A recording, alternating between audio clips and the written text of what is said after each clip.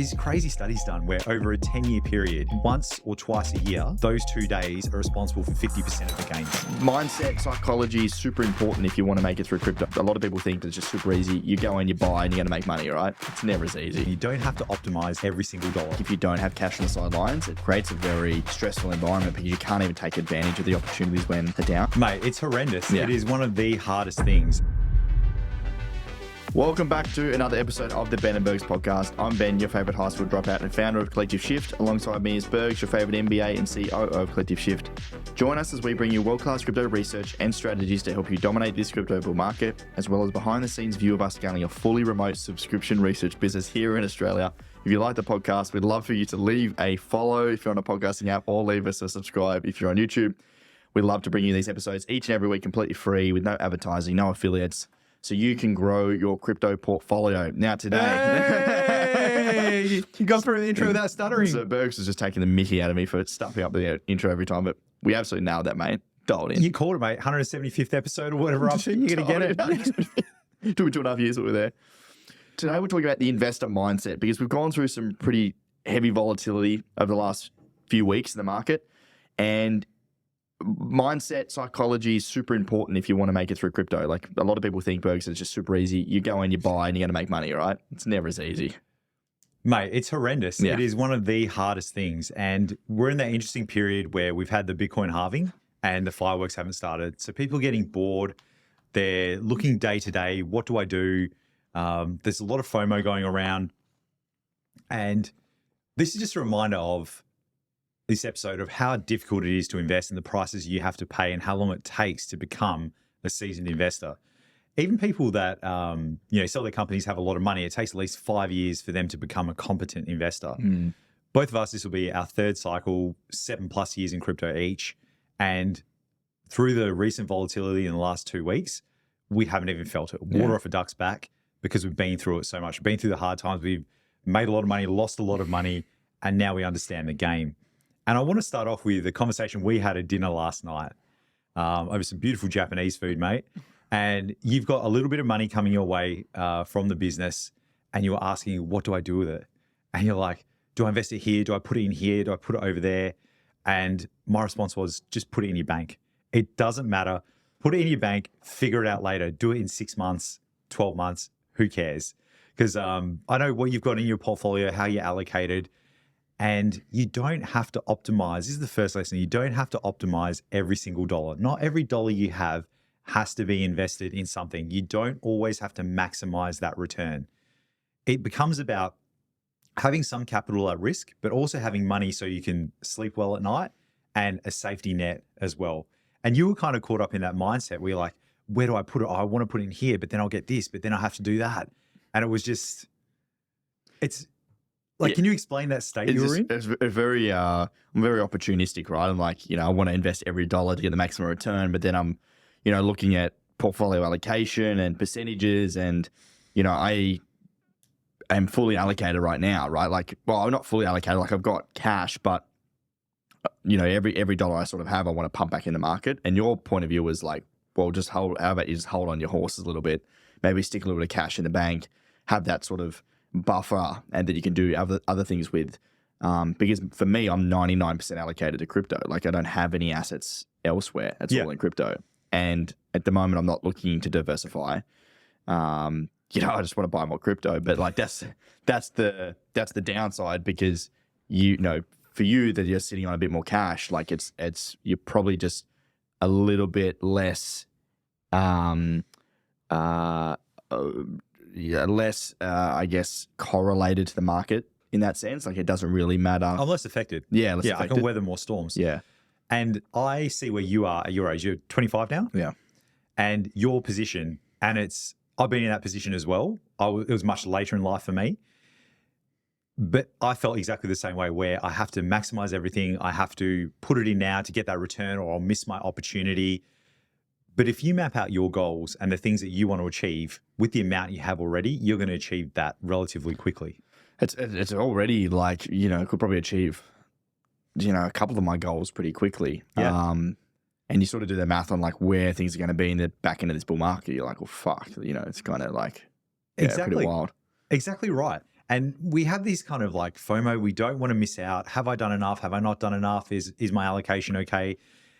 And really the thing you need to do here is just think long term. So if you take a 5 to 10 year outlook, what do you want to achieve? And what are your specific goals? And then work backwards from there. Great. I want to buy a house. I want to buy this, I want to buy that. Let's say it all adds up to $1 million. Right. In 10 years, I want to have $1 million. If that's my base case today, how much do I have now? What percentage do I need to compound year on year? And which asset class will do that for me? That's it. And just live there. Yeah. And then start executing every day or every week or every month against that goal. Yeah. That's the secret here. It's compounding in time. Yeah. But you pay the price because there will be down days, there'll be up days, there'll be euphoria, there'll be depression. But you need to weather that and know that over time you'll be okay. The classic example is superannuation. Having that, people don't even look at it. They don't know how they're allocated. They don't know how much money they have. But when they get to their 50s and 60s, they look at it and they go, oh shit, there's a lot of money here. And that's because they've not touched it for 40 plus years and it's just been compounding. And then they can, retire and achieve their goals. So first of all, is think long term. But in the short term, what I find, and this is with people that have limited funds or people that have a lot of funds, is comparison. Comparison is the thief of joy, Ben. It's one of our favorite sayings at Collective Shift. And you look on Twitter, some guy's making more money than you. Some guy turned $10,000 into $1 million. Some trader got on this awesome coin. Someone's bought this meme coin that you didn't buy. And there is so much FOMO out there. Or you're heavy in Bitcoin and Bitcoin's gone from 70,000 to 50,000. You're like, holy shit. And you feel that FOMO and you're emotional. And what should you do when you're emotional, Ben? Step away from the screen. Don't make a decision. Exactly right. Yeah, Step away. Don't make a decision. You've got your strategy. You're going to execute against it. And this is what we said to our Platinum group recently. So if Bitcoin's gone from 70,000 to 50,000, let's say it's 50% of your portfolio. Fundamentally in Bitcoin, has anything changed in the last 2 or 3 weeks? Fundamentally, nothing's changed. Nothing has changed. Nothing's changed within the crypto ecosystem. Nothing's changed within Bitcoin. Only the price has gone down due to world events and some crazy Japan carry trade and numerous other things that we don't even know or care about. Bitcoin's still the same. So you should be executing against your strategy and you should be buying more Bitcoin because it's on sale and it's 20 to 30% cheaper than it was 2 or 3 weeks ago. Yeah. That is the hardest thing to do because you'll feel sick doing it. The number's going down, yet you have to buy. And when you are investing, you shouldn't be, look, honestly, it's boring and it's hard. If you're feeling those two things, you're doing the right thing. Yeah. If you're feeling excited about your investments, you're buying the wrong thing. Yeah. Ben felt excited about an investment recently. I'm still excited about this. I'm still excited about it. We'll track it over time and then I'll sledge you on the pod and we'll see how it goes. Give me some time before we make a call that. Yeah. And honestly, have your strategy and execute against it. And in terms of goal setting, your goals don't have to be big, but they do have to be yours. I don't have super massive goals. Like my goals to completely fulfill will be $700,000. Mm-hmm. Like that is what I would need to get to achieve those goals. And I don't want like a boat or like a $5 million house or whatever it may be. I'm just not that guy. Like looking after that stuff stresses me out, but I do want certain things. And for you out there, it might be, yeah, I do want the multi-million-dollar house. I want to retire some members in my family, or I just want to buy a bike or a new car. As long as those goals are your own, when you hit those goals, make sure you convert your investments to cash, go and achieve your goals, buy those things and live your life. Because that's what it's about. Money's just a tool and we're using this so we can improve our lives. That's why you invest. You don't have it so you got a bigger war chest. Like, what are you going to do with that? Yeah. Yeah, and I think the short-term piece that you were talking about, that's for so many people in crypto, you get so caught up in the short term. Like people looking at the prices, refreshing every 3 hours, what's the price doing? Like your reality is no one knows why the price moves up and down in that period of time. It doesn't matter. Yeah. You really got to zoom out and think where are we going to be this time next year? Where are we going to be this time in 5 years? Like, do you really think that where we're going to be in 5 years' time is going to be less than where we are now? Like, in my opinion, absolutely not. Like, I think we're going to continue to drive up the price. And if you're got that long-term time horizon, like it really shouldn't matter the intraday. You just got to stress yourself out, get emotional, get angry, get worried, and ultimately you're going to create some poor decisions because you're so fixated on why the price is down 4% today. Yeah. And if you're feeling those things and you're not sleeping well, ask yourself why. Are you in the wrong investments? Do you have to monitor them too much? Are you over allocated? Yeah, I think a little bit over allocated. And that's one thing I've seen as well. Like if you don't have cash on the sidelines, it creates a very stressful environment because you can't even take advantage of the opportunities when they're down. Like we bought the dip last week pretty heavy because we're getting assets on a discounted price. But without the cash on the sidelines, it can be hard because your hands are tied. That's exactly right. You want optionality in investing. You don't want to be all in on something unless you've got very high conviction and you're willing to risk it all. Yeah. But in investing, never carry the risk of ruin. Yeah. Like the risk is too high. Yeah. Don't invest in that thing. And I think you and I both believe that Bitcoin is going to eat the market cap of gold. Yeah. So we'll need to at least 10x from here, 10x in price, around 700K. Yeah. The majority of people I know agree with that. And they think it's even going to go further and start taking dollars away from property and everything else. Yeah.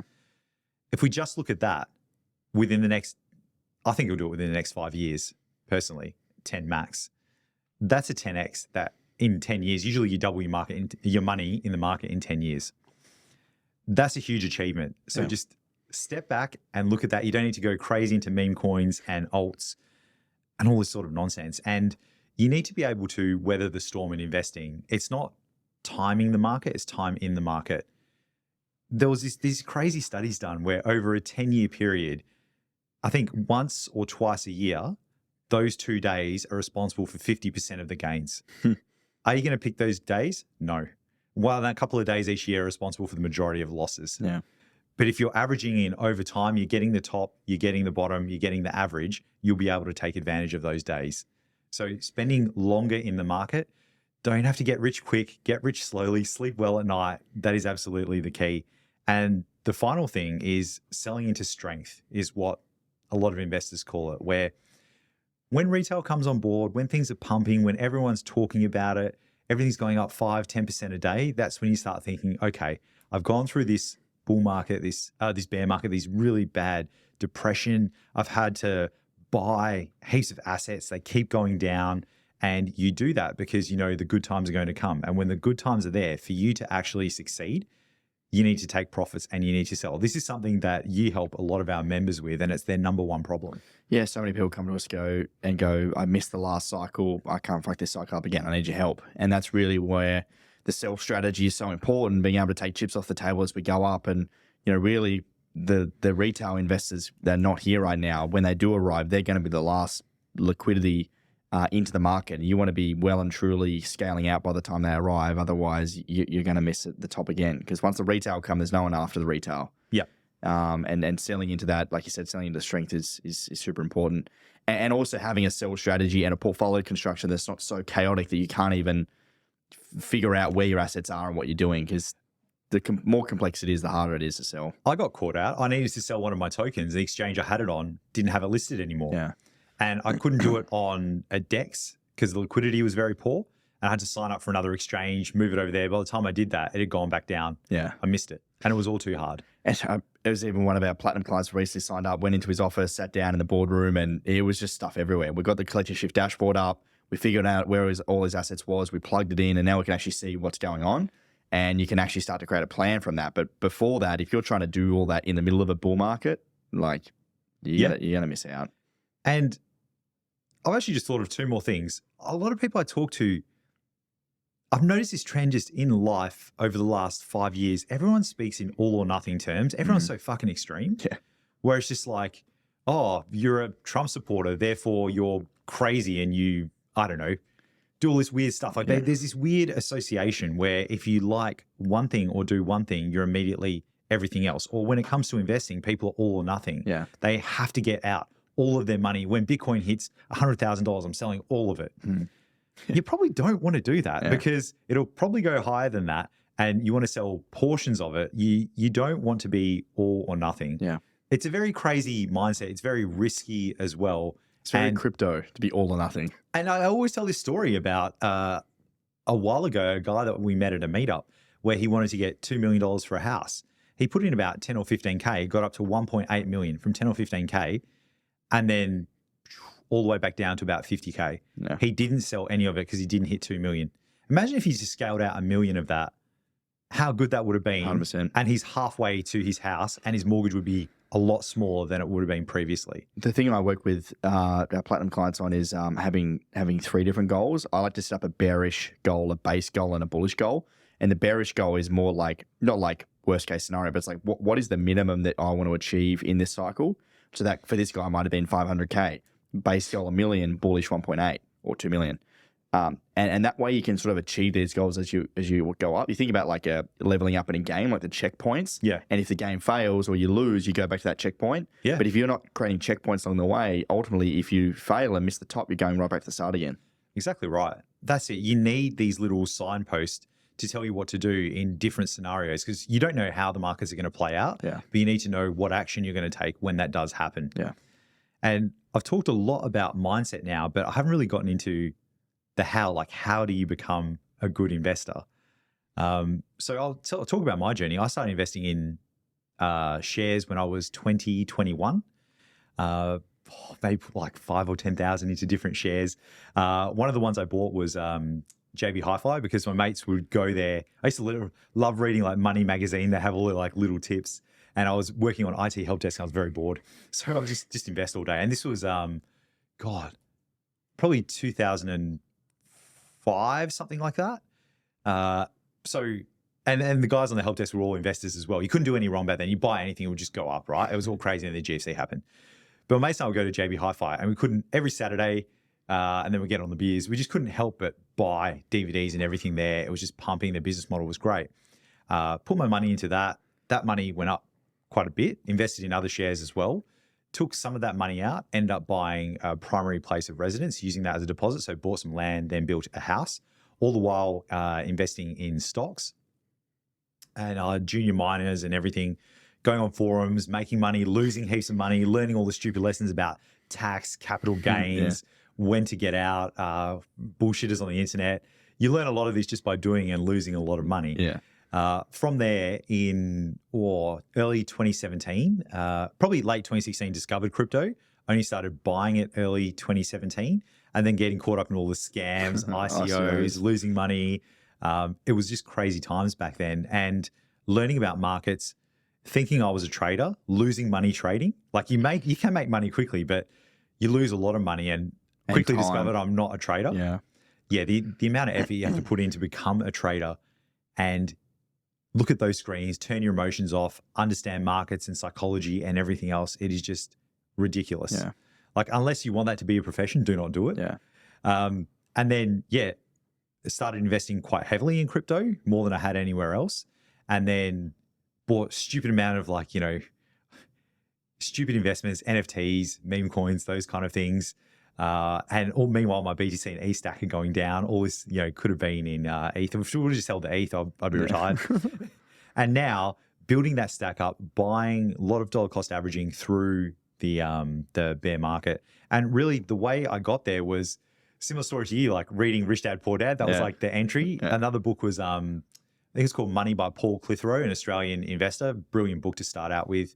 And doing simple things, taking 10% of your pay, investing it, and the rest, you use for your living expenses, constantly investing and upping your game. So listening to investors from EO, listening to people that have done it before you, people that own companies, and a lot of just reading books to get different perspectives on market psychology. Yeah. Yeah. And I think all of that accompanied with time in the market in crypto gives you that investor mindset for crypto. Because I think there's having the investor mindset macro or just outside of crypto. And then there's like the crypto mindset, which is like it's a whole new level of like patience and not being so emotionally driven. And I think that's where, and we see it on chain, the short-term holders that come in and buy and sell within 3 months, and the amount of money these people lose because they don't know what they're doing. They're not patient. The market goes down 20%. They panic and they sell. So many people do go and do that. It's super important to align yourself with education and, listen to, something like Collective Shift or Ask, because it can kind of help give you a little bit of calm amongst the storm. I sometimes think, like, what if I was starting out again? How would I invest these days?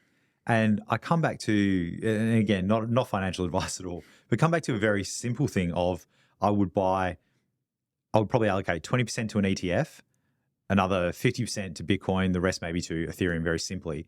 And every payday, put a percentage of my pay into that. Yeah. Yeah. Like that is as simple as I would keep it. I would not go any further. I would live my life and practice my craft. Yeah.